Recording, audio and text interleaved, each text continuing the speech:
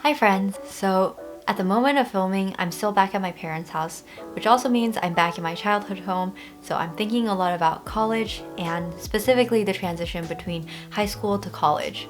So going into college, I really felt underprepared, and it wasn't because I didn't receive any advice, but I think it's that I received the wrong advice from people. And most of the people who gave me these advice are people who had been out of college for a while, so my parents, teachers, my parents' friends, and other adults who aren't really my friends, but I think have opinions on my life, even though I guess it shouldn't really mean too much. And the other set of advice that I received were from current college students at the time. I didn't know these people too well, so I think that made them less likely to tell me the entire truth. And more than that, I think they gave me the advice that they thought they should say instead of the advice that I actually needed to hear. So I'm filming this today in the format of present me talking to past me and hopefully helping future you. I don't have a well laid out plan for this video, I just wanted to cover some key topics that I think were important for me to hear. So a lot of these things I think aren't new information, I think these are just things that need to be reheard. And other things I think are just reframing of the same advice, but maybe you'll find something new and interesting in this video. Okay, so my experiences. If you want a full detail about my college degree from an academic standpoint, then you should check out my other video. But in this video, I'm gonna cover mostly, I guess, large-scale, high-level things. So, you know the people who are like, I'll take care of the business side and you take care of the technical details? This is the business side. So I think I had a pretty vanilla college experience. I graduated in 2018 from UC Berkeley. I took 4 years. I majored in computer science, applied mathematics, and statistics. I interned every summer, including after senior year, because capitalism makes me feel guilty about not having worked myself to the fullest extent. And now I'm working as a software engineer in New York City. By the way, I hope this video can help everyone who's going to college, but my experiences will be colored by the fact that I was part of the CS community. Okay, but now that I've said enough about myself, let's actually get into the advice. So my first advice is that college won't solve all your problems from high school. So I don't know about you, but most of my grievances from high school were social, or at least socially related. So my first problem was that I felt I couldn't be myself. And I just felt like people didn't accept me for who I am because God knows I am a very quirky person. I guess I was holding on to this idea that maybe I just had a bad sample of people in my high school. I mean, granted, there's only 1,200 kids in my high school and only like 300 people in my grade. I thought that maybe when I went to college, there would be a sample of people who actually liked me and accepted me for who I was, all my nerdiness and my awkwardness and everything. But you know, in college, I was still afraid to voice my thoughts, and I carried this fear that people couldn't like me for me. And as a result, I still felt trapped, like I couldn't be myself around other people. And it took me a minute to realize that people are going to be people, and people are critical and judgmental a lot of times. To be honest, college doesn't help with that, and sometimes it actually makes it worse because in college, literally you're taught to think critically and to critique the things around you, basically. So while that's not a bad thing, it does kind of bring up imperfections in imperfect people. And the whole other thing is, I think that people will judge you incorrectly just because they're people. And this is what I term the social theory of incomplete information. And maybe this doesn't make any sense from a psychology standpoint, but in my mind it makes sense. So my theory is that there are circles of information. And if you're into machine learning, then you can think of this as kind of your training data. But everyone has different circles of this training data. And this is basically comprised of everything they've been indoctrinated with, as well as their past histories. Every person has their own personal circle. So you have these two circles of experiences that basically comprise a person's thoughts. Sometimes these two circles overlap, but never are the two circles the same. And as a result, saying one thing will not always mean the same thing to another person. And similarly, when one person does something, it doesn't necessarily mean the same thing as when another person does something. So going back to machine learning, this is equivalent to just using two models that are trained with different data and wondering why they have different results. Which kind of brings me to my second grievance in high school, which was I was kind of pigeonholed into this introverted personality when I don't feel like an introverted person. So in my experience, Introverted people are those who don't fit the mold of a social person. So they're people who don't like going to concerts, who don't like going to clubs, who, maybe doesn't do drugs. For me, I just don't like to socialize in that way. So going off of this nerdiness theme, I've always liked to get to know people by talking to them and talking about thoughts and ideas and feelings and things like that. Honestly, every time I go to clubs or raves, I feel like someone is rubbing their sweat on me. Not on purpose, but just because of how close and gross everything is.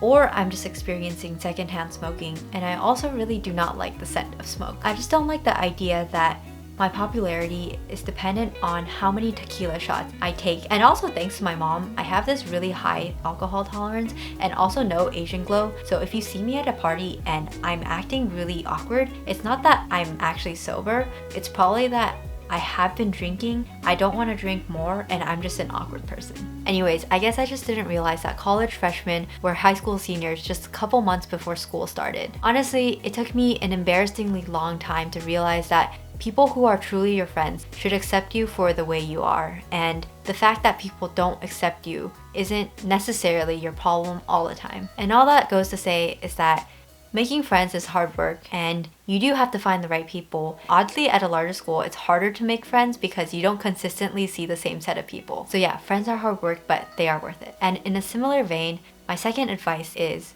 don't be pressured to party. Not just party, but anything. Don't be pressured into doing something that you're not comfortable with. I mean, your job as a student is to learn, and as a full-timer, I think that is the best job to have. I wish I can learn full-time. I really think of college as this in-between state where you're no longer a child and you're also not an adult yet. So in a way, you kind of don't have all the pressures of being an adult, but at the same time, you don't have the tyranny of your parents back when you were a child. Honestly, I don't have too much wisdom here, but my rule of thumb is to only do something if I know that I will be okay with it a month from today. And of course, not being pressured to party goes hand in hand with my next advice, which is to take care of yourself. Oh man. In college, I feel like I really let go of myself, especially the first 2 years. So I gained freshman 15, as well as probably a sophomore 10, if that's even a thing. I drank so much boba, and looking back, my stomach would often be upset, and this is probably because there's undigested tapioca balls at the pit of my stomach. Yeah, I didn't exercise at all, and I could barely run an 11-minute mile, which a lot of people can walk, by the way. I started my work late and slept during the wee hours of the morning. Granted, I slept a lot, I just slept at the wrong times, which also meant my eating schedule was messed up. All that's to say, take care of yourself. Manage your time well, get a planner, do anything you can in order to get your life on track, and make sure that it doesn't verge too far from this path that you should take in order to graduate healthy and sound. Oh, also, don't be that one person whose distant relative dies 1 week before the final. Okay, so my next advice is to have thick skin. So at Berkeley, basically, there are no resources for anyone. And while that does not sound like a good thing, it also teaches you to fight for what you want. In that sense, it really teaches you how to survive in the real world. Resources are scarce at Berkeley for literally everything. Okay, for starters, office hours are packed.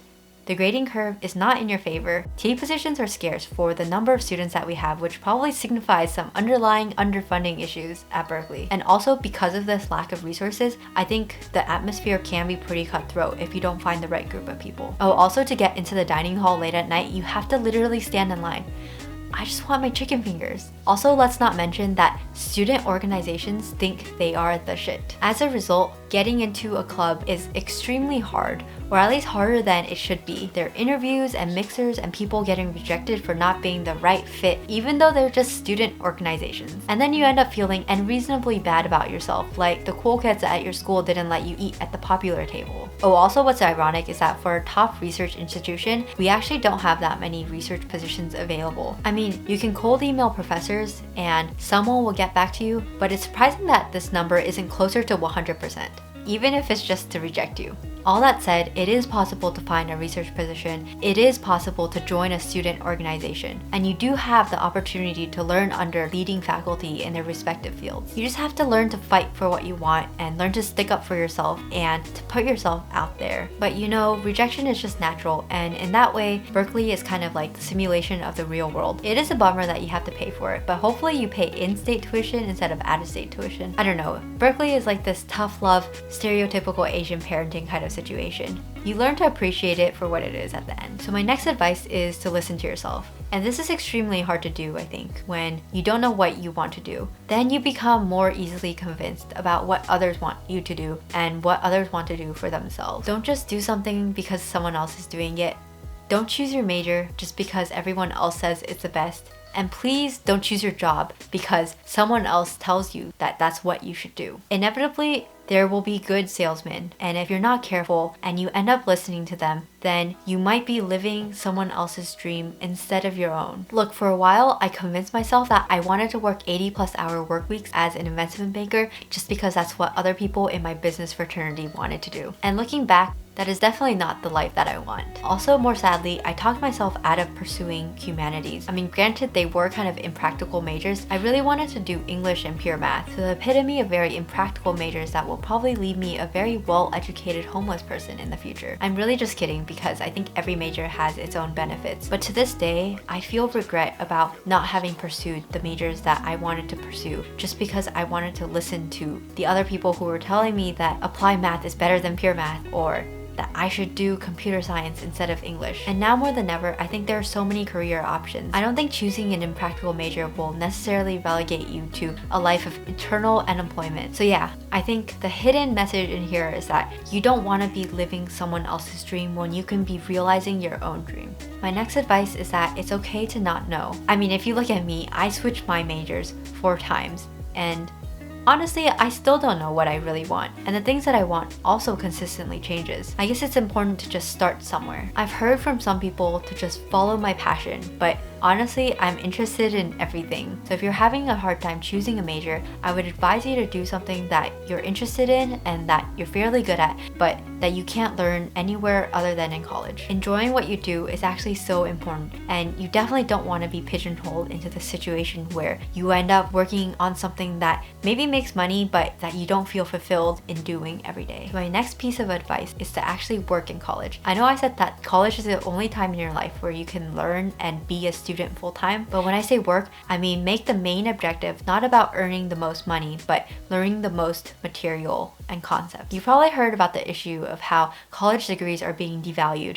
now that everyone and their children are getting college degrees. So in that sense, you really have to find a way to make yourself stand out in the job market apart from having a good college degree. The best way to do this is to find an internship. And surprisingly, finding internships are harder than you think. So the process of finding an internship is exactly the same as the process of finding a job. You have to apply and then you have to interview. Sometimes internships also require that you have previous internship or work experiences, which then gets you into this vicious cycle of this catch-22, do you have experience? But you need experience in order to have more experience. The good thing is you can find internships that don't require this experience. I don't know about other fields, but at least in computer science, make sure that you reach out to research labs and also startups. Also, because you're doing computer science, you can literally just work on your own projects in your mom's basement. I mean, we live in a capitalistic society where at the end of the day, only your output matters. So yeah, do yourself a favor and make sure that you have internship or work experiences before you graduate from college. So my next piece of advice might not be so relevant for people who are already going to school, but basically it's to choose your school based on your major and not the other way around. So when I was in high school, I was basically choosing between UPenn and Berkeley, and people told me, well, if you're gonna go to UPenn, then you should go to Wharton and you should major in business. People also told me, well, if you're going to Berkeley, then you should major in computer science because that's what they're good at. But of course, I don't think you should be choosing your major by your school, and you should be choosing your major based on your interests and what fits with what you want to do long term. I don't know, in a sense, it might be the smartest thing to do for your career, but I think personal fulfillment has to count for something. And speaking of personal fulfillment, make sure that you take classes outside of your major. I really miss being able to learn about whatever I wanted in college. You have access to all these great resources and faculty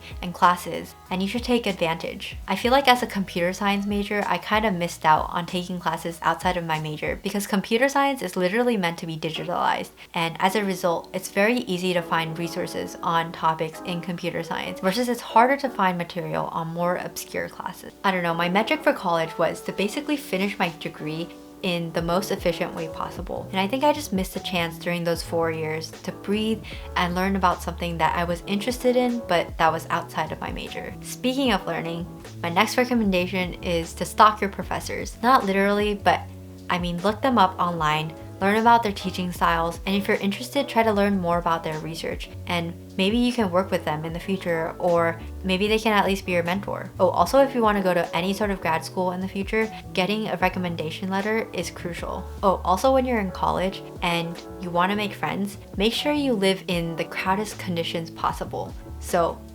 even if you have the option to live in a single, choose to live in a triple or quadruple, or however large the room gets. Again, it's really hard to meet people and you just want to make this as easy as you can for yourself. If you want to give people the opportunity to approach you, then make sure you leave the door open when you're home. Try to actually befriend your floor mates and your roommates, and don't try to dress up like Tarzan with your shower towel. Long story. Okay, last but not least, make sure that you enjoy yourself. As people say, college should be the best years of your life. I feel like honestly it might be a little too soon to be peaking from the ages of 18 to 22.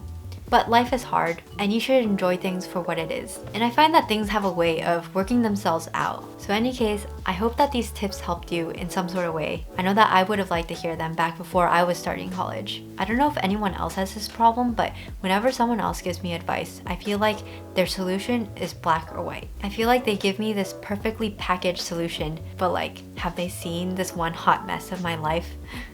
Anyway, I hope you enjoyed the video, and I'll see you in the next one.